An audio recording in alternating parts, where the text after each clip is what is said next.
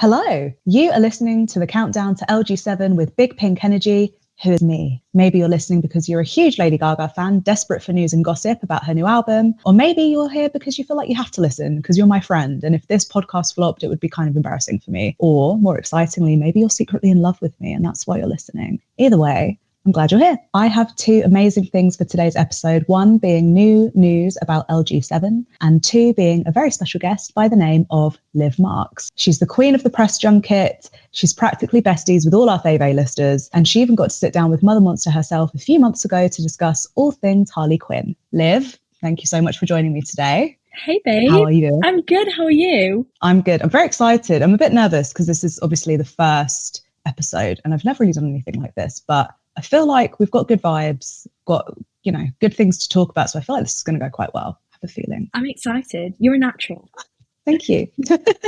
So before we talk about you, because I have a lot I want to ask you, definitely about your job and about, getting to talk to Gaga and things like that. We'll definitely talk about that. Let's talk about first the new little bits of news and things we've had this week about LG7. So first of all, I don't know if you saw this, but she's confirmed that Die With A Smile is actually going to be on the album, even though originally she said it wasn't going to be. So thoughts and feelings there. How are we feeling about Die With A Smile? I was quite surprised by that, but also interesting. Yeah. Like, it's funny that we've technically, way before Disease, we already had Die With A Smile. None of us knew that that was going to be on LG7. Yeah, that's how I feel. You know what? The things I've seen some people say they're really happy about it because it means we already have like a smash hit on the album straight out the gate. And I get that. I think that's amazing.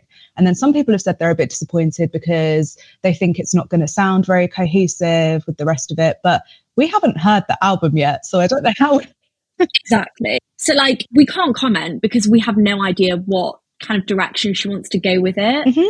Or how it is going to sound. So I don't know. I don't think it's fair to judge. Yeah, I feel like that as well. And I think from what she's said in interviews and stuff about it being quite like a genre bending album, it sounds to me like, I don't know how you feel, but I feel like Disease, the song, could fit on The Fame Monster. It could fit on Born This Way. It could fit on Art Pop. It could maybe even fit on Chromatica.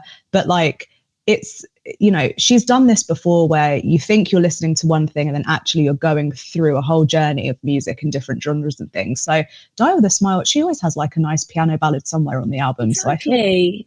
So exactly. I don't think it's that much of a surprise. You're always going to get, with a Gaga album, a ballad, no matter what. Speaking of, what is your favourite Gaga ballad? Because I know you always ask all of your, celeb besties, like, what's your favourite Gaga song? I need to know, and I think the people need to know, what's your favourite? Okay, favourite Gaga ballad, Speechless, Forever and Always. What's yours? I love Angel Down, but I think it's because you know what? If you ask me right off the bat, I'm like, yeah, it's Angel Down. I love it. It's like so powerful. But then when I go back and listen to like earlier albums like The Fame Monster, I'm like, this is so good. And I can't believe she was doing like that level so early in her career. So I think I might have to copy and go with Speechless, even though. It's so good. It's so good. What's your favourite Gaga song of all time? I know it's an impossible question, but I'm guessing you've got one. Oh, okay. It used to be, I have so many. It really depends on like the context of like what day it is, what the weather's like what's happening in the world. You're probably the same as well. But like years ago, I would have said consistently it was Marry the Night. And I think you love Marry the Night. Okay. This is why we get on. That's my favorite. That is my favorite Gaga song. It's so good. And I think like I've always loved Gaga at her best when she's doing like metaphorical stuff, right? So when it's not just like, and I think that's why I like Joanne, but that's because I didn't resonate with it as much because it felt so on the nose to me. Whereas all of her other projects have had that like level of like imagery and metaphor and things like that. Whereas like Marry the Night is a perfect example of that. Like get married to the darkness in your life. That's like embracing the bad stuff that happens. Like it's brilliant. It's genius. But then with Joanne, I was just like, I like this, but it's just didn't feel as crafted. It was just, I guess it's just a different style of storytelling that she did. But yeah, so Marry the Night, I'm there with you. I also love So Happy I Could Die. I like these like trippy little songs. She doesn't do them very often, but when she does, I'm like, yeah, more of this, please. Like little kind of spacey moments. So I like that. And for the same reasons, I also like Art Pop, the song is very high on my list. I love Art Pop. So good. So good. And the little hee hee. Oh, perfect. The live performance, is it on Fallon or Kimmel? The long white wig, and she's there. Oh, like, it's one of her best performances. Yeah. Oh, I'm so glad we've got the same taste. This is excellent. So your favorite is Marry the Night? Have I answered the question for you already? I think Gaga's best song is Marry the Night. Mm-hmm. I mean, lyrically, the production on it, everything, it's an absolute banger, and it's also my favorite Gaga video. I was going to ask you about this because I was like, okay, so because you're a film journalist, you must have like quite a high interest in the music videos as well as the songs. So things like that must also be like another element of interest for you being a fan of hers, because like I think you've got, with any artist, I suppose, you've got like casual fans. We like their songs that we hear on the radio. We're here for them, you know, great, cool. Then you've got that more kind of like invested fan that's like, no, I really like their albums and I'll go and see their shows and blah, blah, blah. And then you've got like nutcases like us who are like, we're going to watch that music video over and over and over again. I might write an essay about it. I might like spend 20 minutes doing TikToks about it and talking about all the imagery and stuff. And I kind of sensed maybe you were a little bit like that with some of the videos too.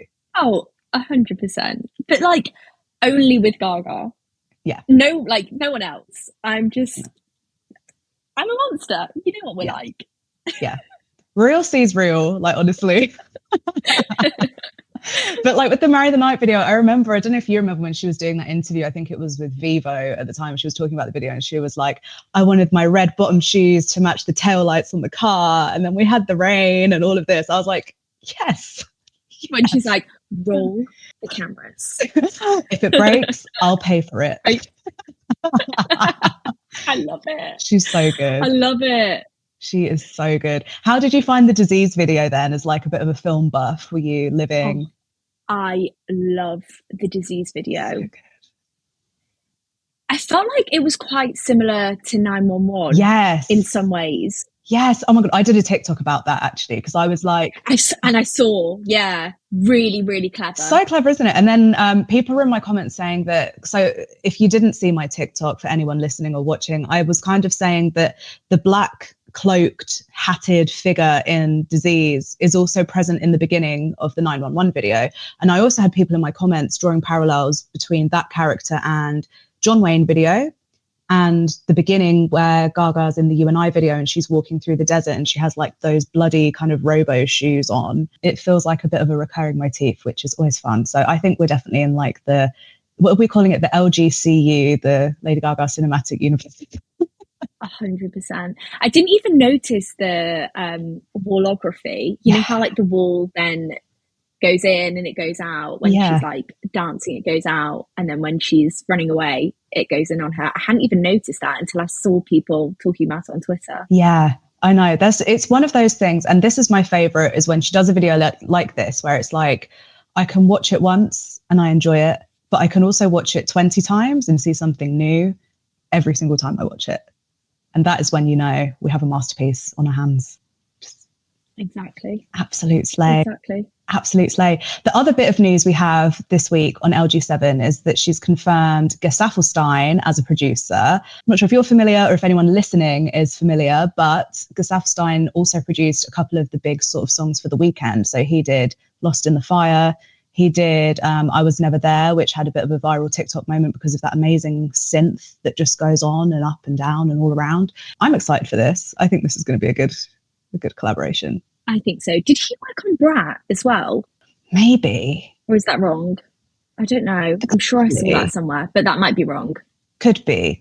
I think either way, though, it's the same kind of like edgy influence. There's a better term for that. There absolutely is. Maybe this is me like showing now I'm not qualified to be talking about music on a podcast, but there is definitely parallels between Brat and that kind of like punkier, kind of almost like Sophie inspired production, I think. So I'm excited for a bit of like darker, grungier production on LG7, especially after Disease. I have such high hopes for LG7. I think it's going to be her best album since Born This Way, from what I've read about it. And if it's anything like Disease as well, I feel like she's going back to her dark pop roots. And that, for me, is Gaga at her best. Yes. I think I said this when I had my initial kind of reaction to Disease, where I was like, okay, it does sound like it could fit in that dark pop time, but I also don't feel like she could have made that song until now. So it's like we've seen glimpses of it, but it's almost like it's like when you watch like an anime or something when one of them has powers and they're trying to like learn how to use their powers, but then they don't really nail absolutely everything until the very end. And then they finally align everything and they're able to just go full force because they're like at their most powerful form. And I feel like now that we're seeing she's so happy in her personal life, she's achieved everything she wants to achieve. She's done movies, she's won awards. She's ready to like dip back into these things that we know she's good at, but do it even better and even more kind of like from a knowledgeable perspective than she was before years ago. So I think whatever she has planned, I don't think we're ready, personally. I'm like scared for us. Yeah, I think so. I might need to book the day off work. Oh, that I am booking it off. Also, imagine how insane Disease is going to sound live, especially after hearing her carpool karaoke. The high note at the end. It's sick in the head. Like, what? She's sick. She's a sick woman. She is. Honestly, how dare she? How dare she? It's like she wanted us to like be bald. I think it's going to be ridiculous. Yeah, I know. Oh yeah, she does. Yeah. That's what happened. She met you specifically and she was like, this girl has too much hair.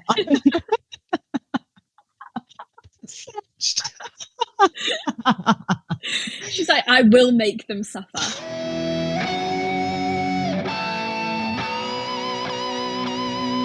Right. Anyway, let's talk about this amazing interview you did. Obviously, you've also interviewed Ariana Grande this year, which I'm kind of taking. Are you just trying to interview like all of the Chromatica collaborators, first of all? Because if so, that is a genius strategy. Yeah, that is my plan. I'm just trying to take them all. And I'm rapping. But yes, there she is. There they are. Elton John's agent. If you were listening, Liv would like an interview with Elton John. Thank you. Yes, please. Please and thank you. Oh, Elton would be unbelievable. That would be so cool. He's doing a documentary or something right now. I love Sign from Above as well. He has got a documentary, which I haven't seen, but I've heard it's really, really good. Oh, cool. But yeah, I still can't quite believe it happened. I know. Before we talk about it a bit deeper, I do just want to say, like, for anyone who has discovered you before the interview and finally saw you get to have that moment, it was so, I just think everyone collectively was just like, thank God, like the stars are finally aligned. And I do also want to kind of say, when we see these things online, sometimes it doesn't occur to everybody, like the amount of years of work that has gone into you getting to that point where you're interviewing your idol. Like, I think sometimes people see, oh, you know, so-and-so met their favorite artist or whatever. But for you, you met your favorite person in a professional context after years and years of like manifesting, working hard, doing an incredible job with like other talent and just becoming known and, you know, being your own kind of profile, first of all. But I think this story is just like a testament to like hard work and the realization of that. So first of all, just like, well done for you. And I think everyone was just like so happy to see you get your moment finally. Oh, thank you so much. No, that was something as well that was just so lovely about it, is that because I'm very much a part of this fandom, I had nothing to worry about, in the sense of, I know that no one's going to be mean about the interview. I felt only like support going in there, even though no one necessarily knew it was happening. Like, I didn't have that worry of what happens if people don't like it, or what happens if I fuck it up. Because firstly, I'm a fan myself. And secondly, I know how much people know how much Gaga means to me. Yeah. So it was just so nice to go in there without that worry of like, am I going to do the fans justice? Which is what I'll often feel in other interviews of maybe someone that I'm not a massive fan of. Right. Because those are the people that are watching the interviews at the end of the day, the fans, and you always want to do service for them. Yeah. Such a special moment. So special. But I mean, like, to go on to what you were just saying, like, I guess we notice it, don't we? If we see like a Gaga interview with someone who maybe doesn't know all the ins and outs. Like, I remember, was it, you must have seen this when she did like the House of Gucci interviews, and it was at the red carpet you were at. Someone was like, oh, the fans are saying Patricia Gucci looks like Joe Calderone. And everyone was like, who said that? Who said I missed that one. Yeah, it was a bit weird. And I think she actually sort of was a bit taken. She wasn't taken, she was fine. She's a pro, but she was like, I don't think they're alike, actually. It was a bit like, That's hilarious. Yeah, it is always obvious. And it's like the people that are always like, Gaga and Stephanie, and like trying to make out that they're two completely different people. It's like, we know that you're not a fan to even be talking about that sort of stuff, and like trying to, I don't know, talking about her as an alter ego and everything. And just like, no, we've done this. She's, what you see is what you get with her. Yeah. And it's all her. Yeah, it's all her. There's no, it's not a character. Yes, it's hard to explain, but we get it. It's again, it's real sees real. Yeah, like Lady Gaga is her. Yeah. So yeah, I don't know. I'm always like sick of those kind of questions that she gets asked. Yeah, I bet she's probably sick of them too, to be fair. I think she was probably, that's why she gave you the hug. She was like, thank God, some good questions from somebody. How was the hug? Were you expecting that at all? Oh, the hug was so, like, when you get like a shit hug from someone and it's like awkward and like a bit like, this was a proper hug. Like, I felt it. It was a full-on proper hug, and I was so conscious as well. I was like, I don't want to stay here too long. I don't want to outstay my hug welcome. So it was like kind of like quick, but not too quick. But I really felt it, and it felt so genuine. It was just the sweetest. I didn't think for a second that she'd ask for a hug at the end of the interview, because she was so tired as well. Yeah. And she did, bless her, seem quite tired in the interview, because she'd been up all night at the Harley Quinn listening party. But just to get a hug was just so special. Everything that I could have dreamt of. I was going to say, you're literally living the dream. Like, I think so many of us watched that. And like I said earlier, like, we watched it and we were like, okay, well, thank God, because it's somebody who deserves it. It's somebody who's worked for it, but also just like, oh God, how nice. Like, just how lovely. And I just wanted to make her feel loved and appreciated, and ask her interesting questions that she maybe hasn't thought about or answered before. But I just wanted to make it feel like a safe space in the very short amount of time that we had during that interview. And I just hope that came across. I think it did. I think it absolutely did. I loved that you came with your little receipts of the Joker in the Married at the Night video. Do you know what? I was meant to show her the video on my phone of like Joaquin Phoenix in the first Joker saying, I've got nothing left to lose, and her saying it as well from the Married at the Night music video, like the video of them side by side. But I was like, I actually don't think I can bring my phone in, because then what happens if I can't unlock it? What happens if my hand is shaking everywhere? Like, what happens if it then becomes an awkward moment? So I was like, no, I'm printing off the stills and writing text underneath. I was like, I'm not risking taking my phone in and something going wrong. Oh God, it's a backup. It's a backup plan. She's a girl on the move. It was a backup, yeah. Yeah, plan B always. No, I loved it. I think she really liked that you asked something a bit different as well, because it was like doing your research without being, like you say, like taking something and having a weird perspective on like the persona or like all of these things she gets asked about all the time, but still coming from a place of like really interested in the work. And I think I loved that you asked what Harley Quinn's Harlequin song would be. I loved that. And I loved that she said Happy Mistake, because that's obviously not in the film. So I was like, oh, that's so nice, like tying the characters together. Yeah. And at the time, the album hadn't come out yet when I did the interview, because I think the interview was on, I want to say on the Wednesday or the Thursday. And so when she was quoting the lyrics to me, I was like, well, firstly, when she does interviews and quotes lyrics in her interviews, that's like one of my favorite things. So when it was happening, I was like, I can't believe she's doing my favorite thing, quoting lyrics to me in this interview.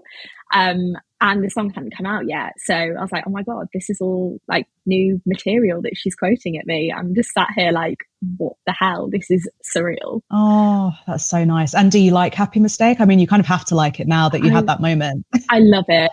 I think it's a beautiful song. It's so good. And I love that album. I'm a jazz girl girly. Like, I love jazz girl. Me too. I feel like I didn't appreciate her at the time when she was doing Cheek to Cheek, because I think I was so young and like art pop. I was like going to the art rave, and I was like, I liked it. I thought the looks were fun, and I thought her relationship with Tony was always like something really fun to watch. But like as far as the music went, I didn't really connect with it until I think maybe the past year or so.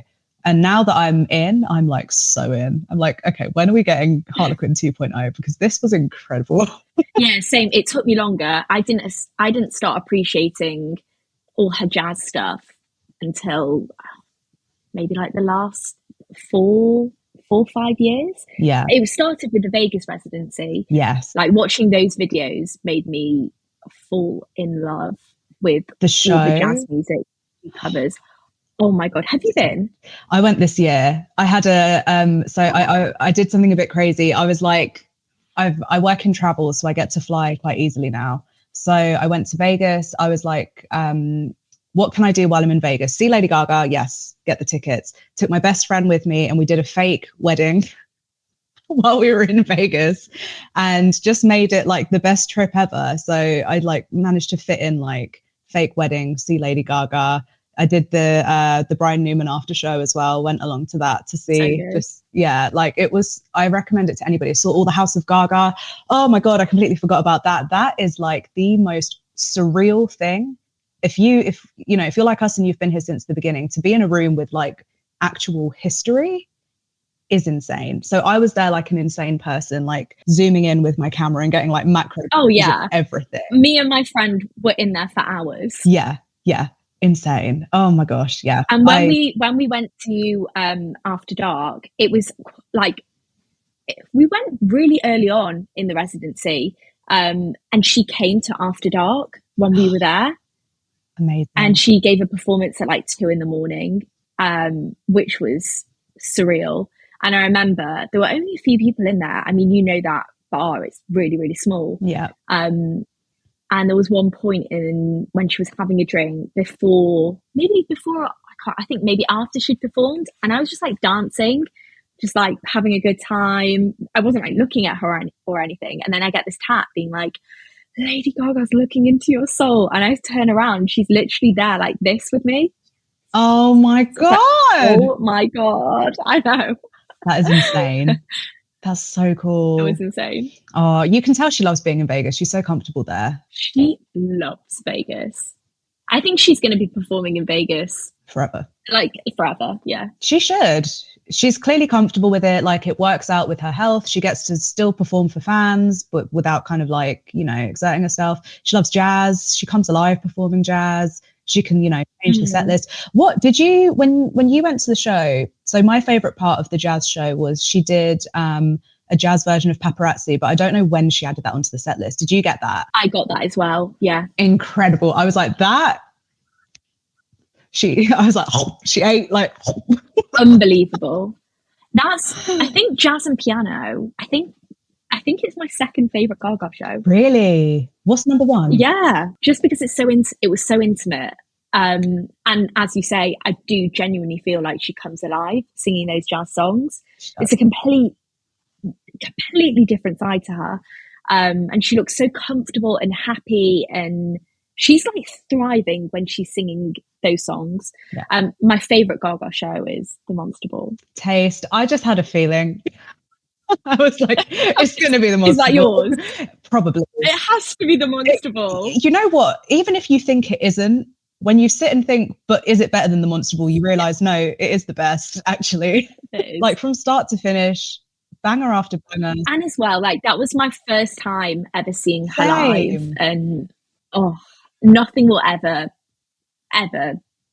beat that experience. So good. Like so good. I love all the shows for different reasons, but I just think there's something, maybe it's the nostalgia, maybe it's just again that like it always hits you when you go back to the Fame Monster, I think, because it's just insane when you put into context, like she was like early 20s, just come out on the scene. She had, she's had a great debut, but now she has to sustain herself as an icon. And she did that in the space of like 3 years, like literally cemented herself in pop history in like 3 years, which is insane. I always think, like, looking back, me as a Gaga fan all those years ago, I never thought she'd be where she is now. It's crazy. You know what? I knew she would be big. I obviously, Yeah. Obviously, I thought she was iconic, incredible, but never did I think she'd be in movies and doing all the things that she's doing now. I mean, I know I'm biased, but I do genuinely feel like she is the most versatile artist of our generation. She is. She's a one in a million. And even if you aren't a Gaga fan, there's no denying that. You can't deny her versatility. Yeah. And she's also brilliant at like whatever she turns her hand to. Do you know what I mean? It's not as if it's like, okay, I want to do a bit of acting, so I'm going to do like, you know, a little role here and there. Like, no, she's actually doing award-worthy performances straight out the gate. A Star Is Born. My God, let's just talk about A Star Is Born for a minute, because that, I think all of us were just like, please be good, please be good, please be good. And then we saw the film, and I think everyone was just like, that's my mother. Yeah, blown away. Yeah, blown away. Everything she touches turns to gold. I liked House of Gucci. Yeah. I also liked Joker Folie à Deux. Yeah. I think Joker Folie à Deux is her best performance to date. It was very good. It's just such a shame what happened with that film. Yeah. Is the film perfect? Absolutely not. Was she underused? Massively. Yeah. But I think it's my favourite performance of hers. Yeah. She was so into it. Aside from American Horror Story, actually, yeah. I think the Countess is my favourite performance of hers. Yeah, the Countess is just, every now and then I go back and just watch her like introduction as the Countess, that like 10-minute bit of her like getting ready and then like picking up that couple and killing them. Sorry, spoiler alert. I'm sure everyone listening to this has seen it anyway, but like that with like I Want to Tear You Apart playing in the background, I just watch that and it's just like adrenaline in like a scene. It's insane. I love it. So good. Just hot. And it's hot. And it's hot. Yeah.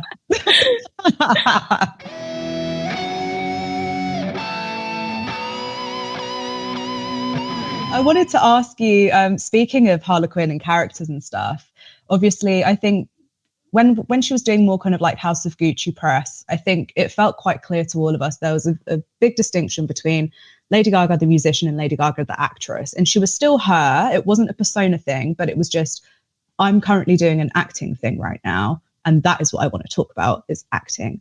Whereas she talked so much with you about music in an acting interview. And I think we're seeing bits of Harley Quinn, the character, blend into her music. Obviously, we had Harley Quinn album, but do you think we're going to see little bits of that inspiration of the character in LG7? Definitely. And I've been thinking about this more. Yeah. Because I feel like with Gaga, when she's working on something, she's all in. Yeah. And she would have been working on Joker around the same time as LG7, I imagine. Yeah. Like I reckon there were a lot of crossovers. You know what she's like with her art. She puts herself into her art. Yeah. I think there's going to be a lot of influences there. And she's spoken so much about chaos, which I think is a big Easter egg as to what to expect with the album. And she was talking about chaos on the Joker 2 press tour. I noticed in a lot of interviews, and Harley Quinn's chaos.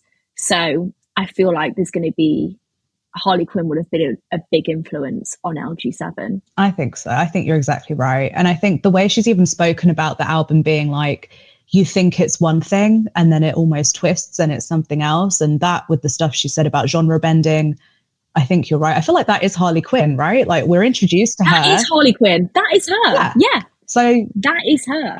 Her mind, the levels to this. And also Harley Quinn's like the delusion and like the fantasy and all of that. I feel like it fits in to everything that she's been describing so far about LG7. And her also battling her inner demons. Yes. Obviously Gaga does and has been very vocal about her own struggle with mental health, but then you've got Harley Quinn as well. Yeah, I think it's interesting. Yeah, I think so too. Oh, we'll have to regroup and do this again once the album is out, so we can just like pick apart all of the different little things that we've noticed. We'll compare notes. We will. Before I let you go, I'm going to be asking every time I talk to somebody what track they're claiming. And it doesn't matter that we don't know how many tracks there are yet. It doesn't matter that we don't have any titles yet. I just want you to pick a number and then we will revisit this and see, did you claim the right track, basically? Okay, I like this question. I'm going to claim track one because my favourite song on Chromatica is track one, Alice. Yes. And I'm the first guest on the podcast, so I'm claiming track one. Absolute genius. I live for that. Oh my God. Alice is so good. And you know what? Marry the Night was track one as well. Yes. Was it? Yes, it was. Was it track one? Let me check. I think it is, because I remember at the time she was talking about it being like the gateway drug to the album, which is also an incredible way to describe a song. I'm sure it is. It is. I'm even more of a reason to claim track one. Track one is Liv Marks's. You heard it. I'm so excited now for the album to come out to know what track one is. We're months away. Listen, when do you think we're going to get some concrete news, as in a date and a title and maybe a track list? My personal theory, New Year's Eve, because of when she did Born This Way, she announced that New Year's Eve, if you remember, with that gorgeous Nick Knight photo with the unicorn jacket and her bum hanging out. I was going to say January, but now you've said that, now I also think New Year's Eve. It's got to be, right? Something, maybe not all of it, but like either a title or a date. She's been quite quiet. She's been quite quiet recently. I think there's something happening to like just burst into the new year, is my theory. Like, let's get right. Okay, we're 2025. That's it. It's my year. This is the date my album's coming out. Maybe a tour, maybe not a tour announcement, but like, I think there's going to be some big kind of stuff as soon as the new year is here. That's my theory. I don't know anything though. And if the rumours are true that she's going to Brazil, oh my gosh, I want to be there. That would be incredible. I want to be there. They deserve that. Like the Latin American fans. Those fans. If we thought we were big fans.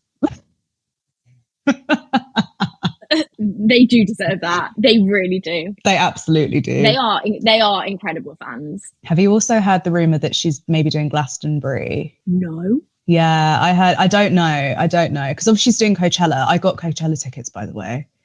Yeah, I'm going to do Coachella. I'm so excited. Oh my God. Really looking forward to that. But yeah, someone also said maybe Glastonbury. Interesting. We never know. I think absolutely a tour. I think we'll see a tour as well. Yeah, definitely a tour. Do you have Glastonbury tickets? No, but... No, same.